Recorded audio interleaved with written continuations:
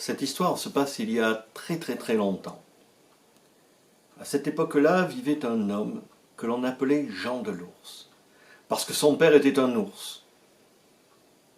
Cet homme, Jean de l'Ours, était fort comme 10 hommes.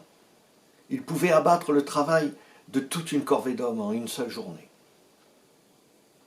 Or, un jour, à force de travail, il décide de partir courir l'aventure sur toutes les routes du monde. Alors il prend son baluchon et met le chemin sous ses pas.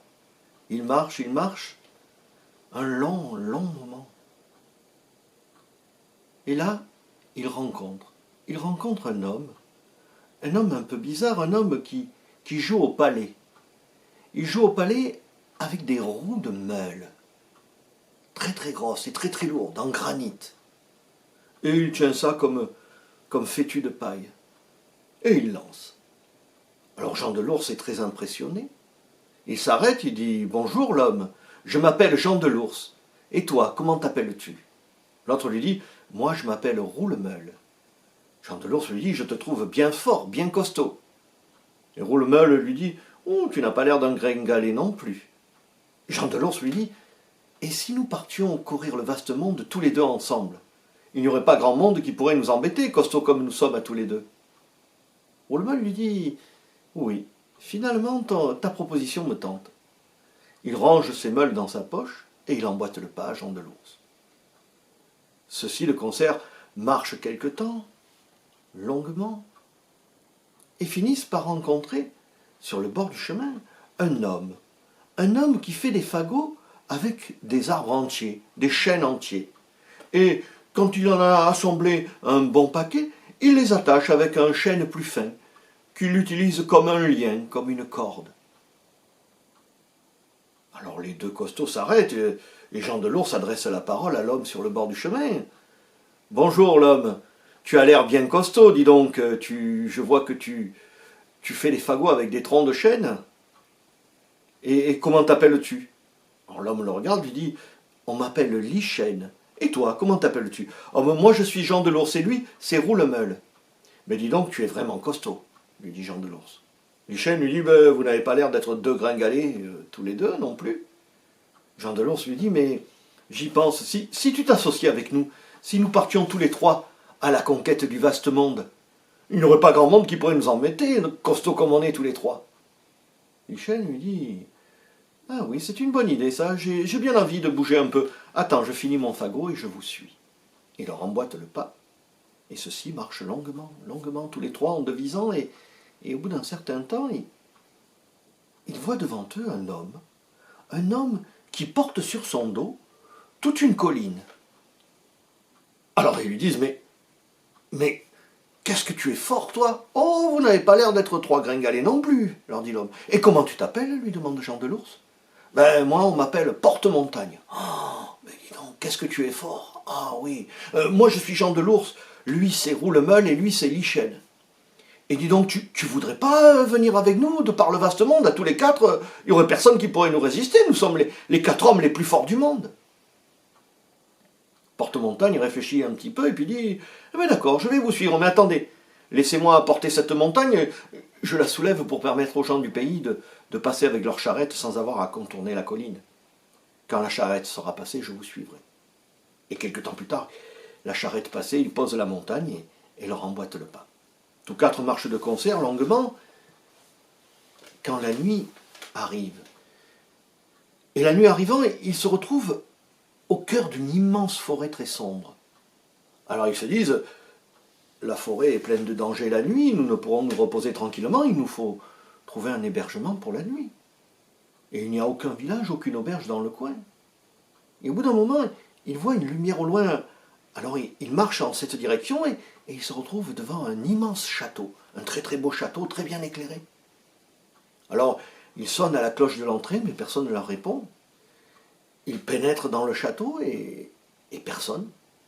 Ils font la visite intérieure du château et se retrouvent dans la salle des banquets où là une immense tablée est installée, mais toujours personne. Ils appellent tout autour d'eux, mais aucune réponse. Là de chercher, ils s'assoient à la tablée et se mettent à ripailler tous les quatre. Et il y a force mets succulents qu'ils peuvent déguster. Au bout d'un moment, quand ils ont fini leur repas, ils disent ben, ce n'est pas grave, nous rembourserons notre repas demain au maître des lieux quand il viendra séant, et nous n'avons qu'à aller nous reposer quelque part dans ce château. Alors, ils montent dans les étages et trouvent chacun chambre à leur goût et s'installent pour la nuit.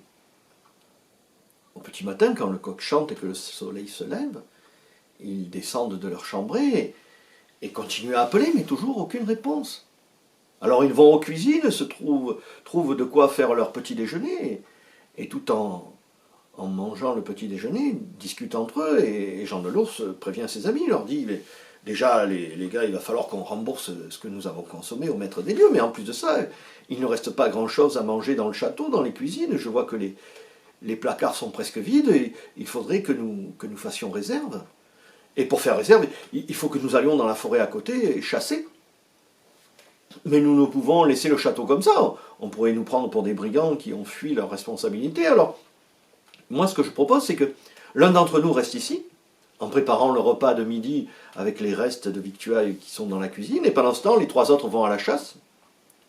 Et quand celui qui est resté au château a fini de préparer le repas, vers midi, midi et demi, il sonne la cloche, et comme ça, ceux qui sont à la chasse l'entendent et reviennent. Alors, ils sont tous d'accord. Jean de l'Ours propose que l'on fasse un tirage au sort, et c'est Roulemeul qui se trouve à devoir rester là pour préparer le repas. Les 3 autres partent à la chasse, et Roulemeul commence à préparer le repas, et au bout d'un moment, il entend un drôle de bruit dans la cheminée de la cuisine. Alors il s'approche, et il voit tomber du conduit de la cheminée de la suie, qui tombe comme ça, et puis un gros bruit, et puis une énorme jambe qui tombe, une deuxième jambe, un bras, un autre bras, un buste, une tête, tout ça qui roule au sol, qui s'assemble, et voilà un géant au milieu de la cuisine. Et ce géant tire un tabouret de dessous la table, se redresse, pose le pied sur le tabouret, pose le coude sur son genou, sort la pipe de sa poche, regarde Roulemeul dans les yeux et lui dit « Allume-moi ma pipe gringalée !» Alors Roulemeul a peur parce que ce géant a l'air très méchant et très fort. Alors il va jusqu'à la cheminée, il prend un tison avec la pince et qu'il approche de la pipe du géant, et à ce moment-là, le géant rentre dans une rage terrible, il attrape Roulemeul au cou, il le secoue et il le tape et il le tape et il le laisse KO par terre. Pendant ce temps, les 3 autres qui sont à la chasse commencent à s'impatienter. Il est midi passé, Roulemeul n'a toujours pas sonné la cloche. Mais qu'est-ce qu'il met comme temps pour préparer un repas? C'est quand même pas possible. Il ne faudrait pas qu'il lui soit arrivé quelque chose. Vite, rentrons au château, et tous 3 reviennent au château et découvrent Roulemeul étalé au milieu de la cuisine, KO. Alors, il le réveille à un grand coup de seau d'eau. Celui-ci revient à lui et lui demande « Qu'est-ce qui s'est passé ?» Et un peu honteux, Roulemeul n'ose leur raconter qu'il s'est fait casser la figure par un type bizarre, un géant tombé de la cheminée qui s'est rassemblé au milieu de la cuisine, tout sale, tout plein de suie. Alors, il invente une histoire, il dit « Ah ben, j'ai voulu aller chercher un seau d'eau, et en revenant de la fontaine, j'ai renversé l'eau, j'ai glissé dedans, et je me suis tapé le coin de la tête à l'arrière, là, sur le banc, je me suis assommé. » Jean de l'Ours est un peu circonspect, c'est le banc qui t'a fait les 2 gros cocards que tu as? Eh oui. Ah bon. Enfin, tous 4 finissent de préparer le repas, mangent ensemble, le soir ils mangent les victuailles qu'ils avaient chassées, et puis le lendemain matin, rebelote, Jean de l'Ours dit, il faut que nous repartions à la chasse, et il doit y en avoir un autre qui reste ici, il tire au sort, et c'est Lichen qui doit rester. Et pendant que les autres sont à la chasse, Lichen, à un moment donné, à nouveau, entend du bruit dans la cheminée, et un bras, un autre bras, une jambe, une autre jambe, un buste, une tête, le géant, allume-moi ma pipe, et bim bam boum, et Lichen KO au milieu de la cuisine. Les autres reviennent vers midi et demi, 1h, retrouvent Lichen KO au milieu de la cuisine, commencent à se poser des questions, le réveillent à grands coups de seau d'eau, et Lichen leur dit « Ben oui, finalement j'ai voulu aller chercher du bois, et puis j'ai fait tomber une bûche, je me suis entravé, je me suis assommé sur le coin du banc, là. » Et Jean de l'Ours, c'est le banc qui t'a fait les 2 gros cocards? Eh oui. Ah bon. Enfin, pas plus, ils mangent ensemble le repas de midi, le repas du soir, et le lendemain matin, rebelote. Et c'est Porte-Montagne qui reste pour pour s'occuper du repas. Et quand les autres sont à la chasse, Porte-Montagne rencontre le fameux géant qui est tombé de la cheminée, tout hirsute là, tout noir de suie, et qui lui casse la figure et qui le laisse KO au milieu de la cuisine. Quand les trois autres reviennent, Jean de l'Ours est un peu excédé quand même. 3 jours, 3 fois qu'on a un homme KO, en plus un grand costaud, mais qu'est-ce qui s'est passé? Il t'est arrivé quelque chose? Ben non, j'ai voulu regarder par la fenêtre, le soleil m'a ébloui, j'ai retiré la tête en arrière comme ça, je me suis tapé au coin de la fenêtre, et voilà, je suis tombé KO. Ah bon, c'est la fenêtre qui t'a fait les 2 gros cocards. Eh oui. Enfin, tous 3 mangent le repas de midi, le repas du soir, et le lendemain matin, Jean de l'Ours dit, mais c'est à mon tour de rester, et les 3 autres partent à la chasse. Non, les 3 autres sont au courant, alors entre eux, ils se mettent à discuter. Et oui, il fait le malin, Jean de l'Ours, mais quand le géant il va tomber de la cheminée, là, et qu'il va lui casser la figure, il la ramènera moins, sa fraise. Et Jean de l'Ours prépare le repas, et à un moment donné, de la suie qui tombe de la cheminée, un bras, un autre bras, une autre jambe, un buste, une tête, ce géant qui se constitue au milieu de la cuisine, et allume-moi ma pipe. Et Jean de l'Ours lui répond, mais t'as qu'à te l'allumer toi-même. Et là, la bagarre s'engage, et bing, bang, boum, bing, bang, boum, et le géant se retrouve KO au milieu de la cuisine. Alors Jean de l'Ours comprend ce qui s'est passé les 3 jours précédents. Alors il va chercher dans la cour un énorme rocher, il le ramène, il le pose sur le corps du géant qui est KO, là. Il dit là, ils vont entendre parler de moi, ces 3 imbéciles. Il va à la cloche et il sonne la cloche. Les autres, au milieu de la forêt, il dit, oh, c'est à peine midi, la cloche sonne, il dit, tu vas voir qu'aujourd'hui le géant ne sera pas venu, alors il rentre au château, et là Jean de l'Ours les accueille, mais pas gentiment du tout. Vous êtes fichus de moi. Et quand est-ce que vous comptiez m'en parler de ce géant qui massacre mes amis? Ben vraiment.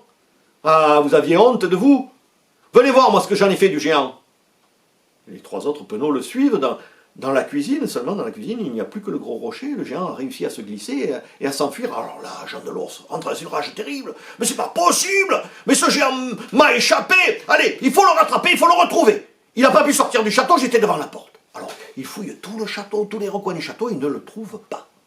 À un moment donné, au fond de la cuisine, il y a une toute petite porte. Alors Jean de l'Ours la pousse, et là, il y a un tout petit couloir. Il suit le petit couloir, il arrive dans une grande salle, toute sombre, et au centre de laquelle il y a un puits. Alors, il s'avance, il regarde au-dessus du puits, il se dit, ça y est, le géant est allé se cacher au fond du puits. C'est le seul endroit qu'on n'a pas fouillé.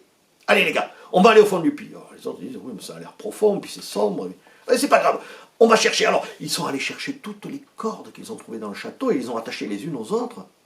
Au bout de la corde, ils ont attaché le gros panier pour mettre les bûches, là. Et Jean de l'Ours, il a dit, allez, il y en a un qui va monter dans le panier, et les 3 autres vont le descendre, et quand il arrivera au fond, eh bien, il nous le dira. Allez, ils ont tiré au sort, et bien sûr, c'est Roulemeul qui montait le premier dans le panier, et quand ils l'ont descendu, au bout d'1 mètre, 2 mètres, Roulemeul, il a fait, ah non, stop, ah, ça sent l'humide, ah mais moi j'ai des allergies, je vais faire de l'asthme, vite, sortez-moi alors. Ils l'ont ressorti. Alors Lichel est monté dans le panier, tirage au sort, il a commencé à descendre, et lui il a fait 4-5 mètres, au bout de 4-5 mètres, ah non, je peux plus y aller, moi je suis claustrophobe, non, je supporte pas, je vais devenir fou. Alors ils l'ont ressorti.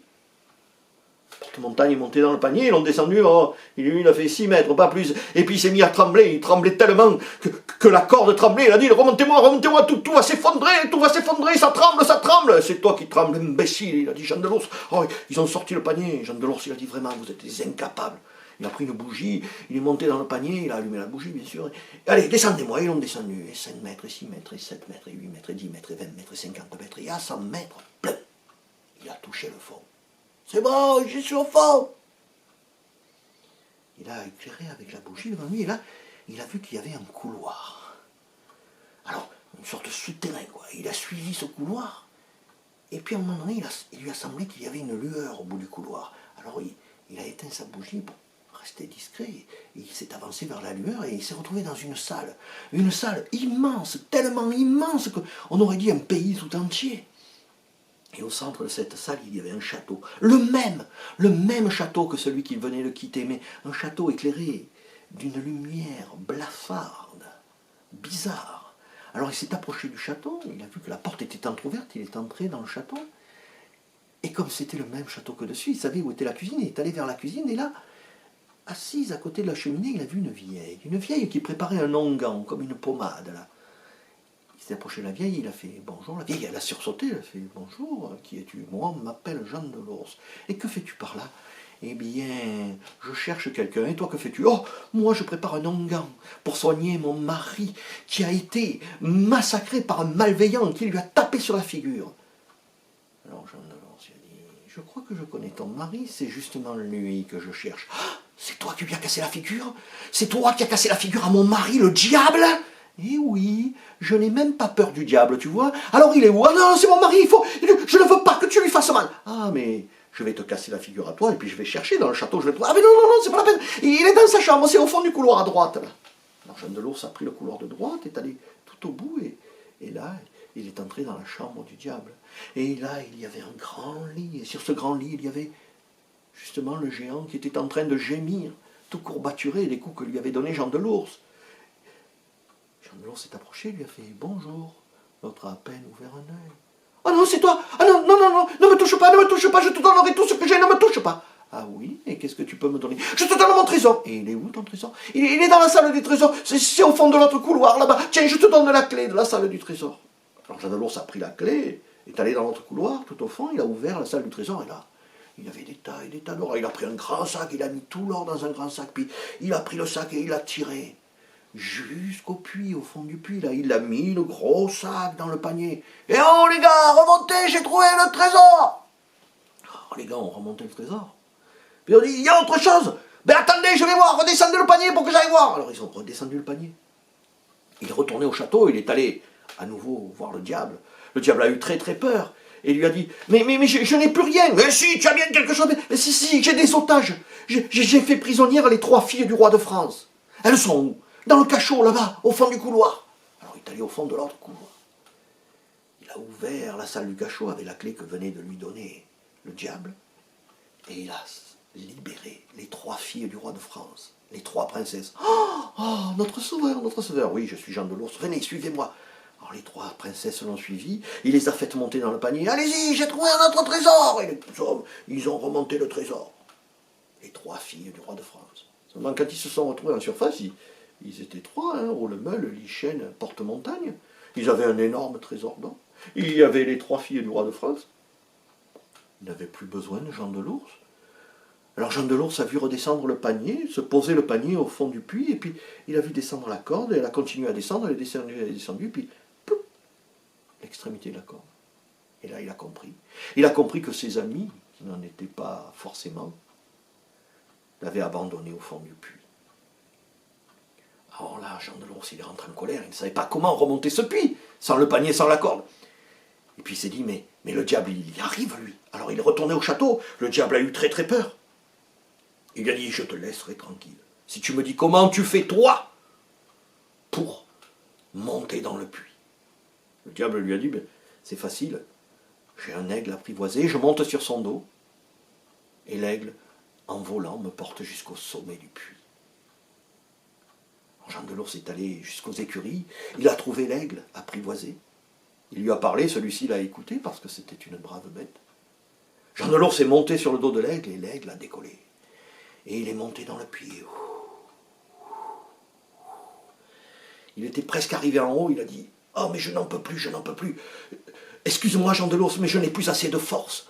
Je vais être obligé de redescendre, je n'arriverai pas au sommet du puits. » Alors Jean de Lors lui a dit « Non, non, non, attends, je vais te revigorer. » Il a pris son grand couteau, il s'est coupé un morceau de la cuisse, il l'a jeté dans le bec de l'aigle. Et l'aigle a mangé cette chair fraîche et il s'est trouvé revigoré. Alors il a battu des ailes et il a continué à monter. Et à un moment donné, il était presque arrivé, il a dit « Ah non, là, je n'en peux plus, je n'en peux plus. » Non, non, attends, Jean de Lors, il a pris son couteau, il a coupé un autre morceau de sa cuisse, il a lancé dans le bec de l'aigle et là, il revigoré, a réussi à voler jusqu'au bord de la margelle du puits. Jean de Lors, comme il a pu, a sauté sur le bord de la margelle du puits. Il a remercié l'aigle qui est reparti dans son écurie. Jean de Lors s'est redressé comme il a pu et il est parti à la poursuite de ses amis ennemis. Mais ceux-ci n'étaient pas allés bien loin parce que, se croyant tranquille, avec Jean de Lors au fond du puits, ils s'étaient arrêtés à la première auberge venue pour fêter leur victoire, la découverte du trésor et chacun une fille du roi de France. À un moment donné, il y en a un qui a regardé par la fenêtre et qui a vu arriver Jean de Lors. Alors, les 3 ont pris peur, ils se sont enfuis par la porte de derrière et quand Jean de Lors est entré dans l'auberge, il n'avait plus un seul ennemi. Les 3 filles du roi de France ont fait « Oh, notre sauveur !» Et c'est comme ça que Jean de Lors a rencontré le roi de France et qu'il a pu épouser les 3 filles du roi de France. Tous vécurent très heureux très longtemps et eurent beaucoup d'enfants. Et cric et crac, l'histoire est dans le sac.